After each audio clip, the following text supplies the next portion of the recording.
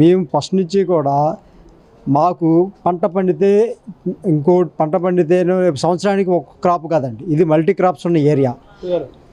ఉదయం లేచిన దగ్గర మా ప్రయాణం ఉదయం తెల్లవారుజామున 2 గంటల నుంచి స్టార్ట్ అవుతుంది. ఎందుకంటే ఇక్కడ పూలు పండుతాయి. లిల్లీ పూలు కావచ్చు, ఈ గులాబీ పూలు కావచ్చు, చామంతి పూలు కావచ్చు, బంతి పూలు కావచ్చు, లేదా పచ్చి మార్కెట్ కావచ్చు, మునక్కాయ, ఉల్లిపాయ, ఇవన్నీ కూడా బాగా కమర్షియల్ క్రాప్స్ అండి.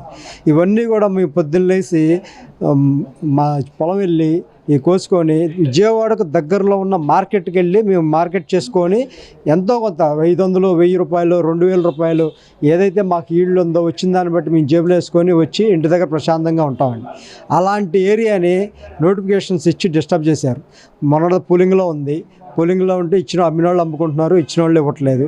సరే ప్రశాంతంగా ఉందిలే అనుకున్నాం. గవర్నమెంట్ మారిపోయింది. ఇప్పుడు లాస్ట్ ఇయర్ గవర్నమెంట్లో, జగన్మోహన్ రెడ్డి గారి గవర్నమెంట్లో ఈ పోలింగ్కి ఇవ్వని భూములు కానీ లేకపోతే రైతులు కానీ ఎవరిని డిస్టర్బ్ చేయాల. ఈరోజు చంద్రబాబు గారు తెలుగుదేశం గవర్నమెంట్ ఏదైతే ఫామ్లోకి వచ్చిందో కూటమి గవర్నమెంట్ వచ్చిన తర్వాత 2.5 years కామ్గా ఉంది. ఇప్పుడు మళ్ళీ ఈ నోటిఫికేషన్స్తో ప్రతిరోజు ఈ రైతుల్ని డిస్టర్బ్ చేస్తుంది, రైతుల్ని ఇబ్బంది పెడుతుంది. మా రైతులందరూ కూడా మేము ఇవ్వమని చెప్పి ఫస్టే